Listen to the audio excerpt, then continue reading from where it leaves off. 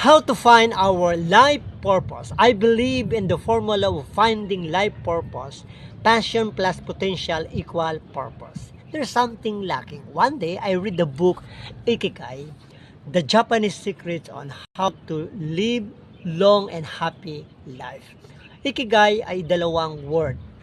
Iki means life, gai, value or worth. Meaning, ikigai, a reason for living, or why we wake up in the morning. To find our life purpose, merong apat na core elements. Itong apat na ito ay dapat magkaka-connect. Ano man ang kulang dito, madidefeat ang ating life purpose. Number 1, what we love to do. Passion. I love learning. Number 2, what you good at. Ito yung ating vocation or our potential.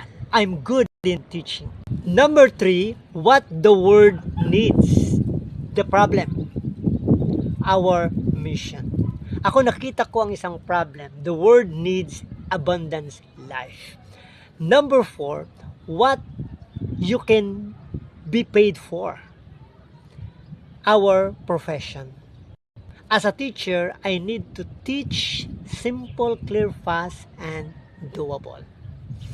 If you live these ideas, we can have a happy, healthy, and wealthy life purpose. At kung hanggang ngayon hindi mo pa rin na-discover na yung life purpose, basahin mo itong aklat na ito, The Ikigai. And your mission is to find your Ikigai.